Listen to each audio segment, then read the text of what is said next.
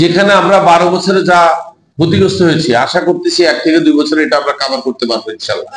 জেলে থাকতে আমি যে রুমে থাকতাম, যে প্রকোষ্ঠে থাকতাম, সেটা ছিল 10 ফিট বাই 12 ফিট। এর পাশেই কিন্তু আরেকটা প্রকোষ্ঠ আছে যেখানে একজন বিডিআর এর বন্দী থাকতো। তো তার রুমের বাইরে দেখি কি, সেখানে আমরা আবার ওই আমাদের রুমগুলোর সামনে নামাজের ব্যবস্থা ছিল, আমরা নামাজ পড়তাম। তো সেখানে দেখি কি, সে রুমের বাইরে দেয়ালের মধ্যে একটা সূরা আসর বলে একটা সূরার বাংলা অনুবাদ আছে। আমি এটা পড়ে অবাক হয়ে গেছি। লেখা কি জানেন? লেখা আছে, নিশ্চয় মানুষ ধ্বংসের মধ্যে নিহিত আছে, কিন্তু তারা নয়। আবার বলতেছে, আল্লাহ বলতেছে, অবশ্যই মানুষ ধ্বংসের মধ্যে নিহিত আছে, কিন্তু তারা নয়। পরের লাইনটা কি? যারা ধৈর্য ধারণ করে আছে এবং পরস্পর পরস্পরকে সৎ উপদেশ দিচ্ছে এবং ধৈর্য ধারণ করার উপদেশ দিচ্ছে। ওয়াতাওয়াসাউ বিল হাক্কি ওয়াতাওয়াসাউ বিল সবর। আমার এত ভালো লাগছে আয়াতটা পড়ে। এটা তো ডেস্টিনি। আল্লাহর 1400 বছর আগের নাজিল করা কোরআনের আয়াতের লগে ডেস্টিনির চরিত্র মিলে গেছে। এটা একটা অদ্ভুত ব্যাপার। কিন্তু আপনারা নিজেরাও জানতেন না এই কথাটা আমি বলার আগ পর্যন্ত। যাই হোক, আমার ভিতরে তখন একটা চেতনা চলে আসছে, না আমরা রাইট ট্র্যাকে আছি, আল্লাহর একটা রহমত আমাদের উপরে আছে এবং আমরা সেই রহমতের ইয়েটা পাবো, ফেরত পাবো আল্লাহ থেকে, এবং সেটাই হয়েছে। আমি যদি বলি এটা 1 অংশ ভুল হবে না যে আল্লাহর রহমতের কারণে আজকে আমি আপনাদের সামনে, তাহলে আমার ফেরত আসাটা ছিল একেবারে একটা অনিশ্চিত ব্যাপার। কারণ যে কারণে আমার প্রতিপক্ষ বলে বেড়াইছে উনি জেল থেকে বেরোতে চায় না, উনি জেল থেকে জীবনে বাইরে হবে না, উনি আসলে টাকা ফেরত দিতে চায় না, কি সব হাবিজাবি যা আছে সব বলছে। কিন্তু এরা জানে না যে আসলে আমাকে যে ষড়যন্ত্র করে আটকে রাখা হয়েছে, আমার ঘরে বাইরে 2 জায়গায় আমার শত্রু ছিল এবং এখনো আছে, এখনো বিদ্যমান, এখনো তারা অনেক চেষ্টা করে যাচ্ছে বিভিন্নভাবে। কিন্তু তারা ব্যর্থ হবে কেন জানেন? মহান সৃষ্টিকর্তা আমাদের সাথে আছে, এই জন্য তারা ব্যর্থ হবে। কারণ মহান সৃষ্টিকর্তা বলে, এই ষড়যন্ত্রকারী, তুমি কি ষড়যন্ত্র করো? তুমি কি জানো আমি তোমার চাইতে বড় ষড়যন্ত্র করতে যাই? এরা এগুলো পড়ে নাই তো, এরা জানে না। যাই হোক, এখন ভালো সংবাদটা হচ্ছে আপনারা আপনাদের টাকা পয়সা সময় মতো সবই পাবেন। শুধু আদালতের থেকে আমি যে আপিল করছি একটু অনুমতিটা নিতে দেওয়া। আমি অনুমতিটা আনি যে আমি মানুষের টাকা ফেরত দিতে চাই, কারণ আমার সেই সক্ষমতা আছে। আর আমি অফিসটা সাজায় নি, প্রয়োজনীয় লোক বল যা দরকার স্টাফ তাদেরকে নিয়োগ দেই, আগে বসি টেবিল চেয়ারে অফিসে একটু বসি। তারপরে বর্তমান সরকার হচ্ছে ব্যবসা বান্ধব সরকার এবং অত্যন্ত সৃজনশীল সরকার, তাদের সাথে বসি যে আমাদেরকে ব্যবসা করার একটা পরিবেশ তৈরি করে দেন। এবং আমি দেখছি বর্তমান সরকার বলছে তুমি চাকরি চাইতেও উদ্যোক্তাদেরকে বেশি প্রশংসা করেন। তো আমরা সবাই তো উদ্যোক্তা।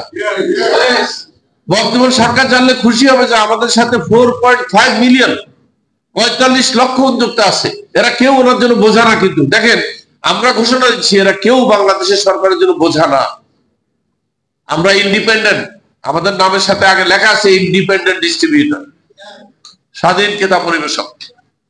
তাই এতটুকু যদি বর্তমান সরকার জানে যে যাক 18 কোটি লোকের মধ্যে পাওয়া গেল যে 45 লাখ লোক আমার বোঝা না, এদের ব্যাপারে আমার অন্তত আপাতত কোনো চিন্তা করা লাগবে না। এরা নিজেরা নিজের পায়ে দাঁড়াতে সক্ষম। এটা কি ওনাদের মেসেজ যাওয়া উচিত না ওনাদের কাছে? বাকিটা আমরা কাজ করে দেখাবো। তো আমরা কিন্তু অলরেডি সাকসেসফুল, কিন্তু আমরা সাকসেসফুল, আমরা অলরেডি সম্পদশালী, আমরা অলরেডি কর্মক্ষম, আমরা সবকিছু। তা আপনি বলবেন বাকি রইল কি? সবই তো বলছেন। আমি বাকি কিন্তু একটা আছে, সে বাকি রইল কাজটা করা। আমরা শুধু এখন কাজটা শুরু করব, আর সব হয়ে গেছে। আমাদের সম্পদও আছে, আমাদের সক্ষমতা আছে, আমাদের আত্মবিশ্বাস আছে, আমরা চাই করতে। এবং একটা জিনিস আমাদের নাই, আনফরচুনেটলি কয়েকটা জিনিসই নাই, তার মধ্যে একটা জিনিস মোটেই নেই আমাদের, সেটা হচ্ছে আমাদের মধ্যে কোনো দুর্নীতি নেই। এই জিনিসের মিসিং আছে। আমাদের মধ্যে দুর্নীতি নেই, আমাদের মধ্যে একটু অনিয়ম আছে। আমরা কেউ কেউ অনিয়ম করছি, সেই অনিয়মগুলো আমি ঠিক করে নেব। আমাদের মধ্যে ভুল আছে, আমাদের মধ্যে নাই দুর্নীতি, আমাদের মধ্যে ইনশাল্লাহ কোনো মানে মারামারি, স্বজন প্রীতি, হ্যান এগুলো কিছু নাই। যেটা সামান্য পর্যায়ে আছে এটাও ঠিক হয়ে যাবে। আমার মনে হচ্ছে এরা যদি যারা এখন স্বজনপ্রীতি করতেছে, যারা টুকটাক অনিয়ম করতেছে, এরা যদি আমার সাথে মার্চ 6 ঘষা মাজা করে, এমনি এরা লাইনে চলে আসবে। তাদের এটা কেন হচ্ছে? যারা এখন যে অনিয়মের মধ্যে ঢুকে গেছে, এর কারণ হচ্ছে বাংলা একটা কথা আছে, সম্মত হোসে লোহা ভাসে। তাদের সৎ সঙ্গে স্বর্গবাস, অসৎ সঙ্গে সর্বনাশ।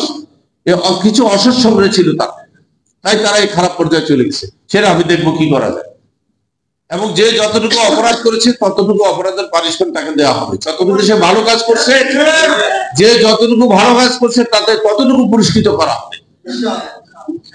কাউকে পুরস্কার থেকে বঞ্চিত রাখা হবে না, আর কাউকে তার অপরাধের বিচার থেকে তাকে বাইরে রাখা হবে। 12 থেকে 13 বছর আপনারা ধৈর্য ধরছেন, আর অল্প কয়টা দিন আমার সাথে ধৈর্য ধরেন। যদি বলেন কতদিন, আমি বলবো 1 থেকে 2 বছর। 1 বছরের মধ্যে আমি আপনাদেরকে রেজাল্ট দেখাবো ইনশাআল্লাহ। আমাদেরকে সাজা দিয়ে ছেড়ে দিয়েছে, কিন্তু কতগুলো বিষয় এখনো সিদ্ধান্ত হয়নি। আদালতের মাধ্যমে সিদ্ধান্তগুলো আসা উচিত ছিল। সেটা হচ্ছে, আপনারা যারা বিনিয়োগকারী বিনিয়োগ করেছেন, তাদের অর্থটাকে যার যার যোগ্যতা হারে, যার যার ডকুমেন্ট অনুযায়ী আপনাদের বরাবর ফেরত দেওয়ার ব্যাপারে আদালতের কোনো সুনির্দিষ্ট গাইডলাইন নাই। এবং সেই গাইডলাইনের পাশাপাশি আদালত আমাদের কোনো সম্পত্তি আমাদের কবজায় দেয়নি, আমাদের দায়িত্বে দেয়নি, ব্যাংক অ্যাকাউন্টও খুলে দেয়নি, এবং আমাকেও কিন্তু সেই সুযোগ রাখে দেয় যেন আমি আমার নির্বাহী দায়িত্ব নিয়ে কাজ করতে পারি। তো আমি নির্বাহী দায়িত্বই পাই, আমি কাজ করবো কিভাবে? আমাকে তো আমার চেয়ার ফেরত দিতে হবে। তো তাই এই সমস্ত কারণে আমি ধরে নিচ্ছি মিনিমাম 1 বছর লাগবে আমরা গোছায় উঠতে, এবং উন্নয়নের দিকে যেতে 2 বছরও লাগতে পারে।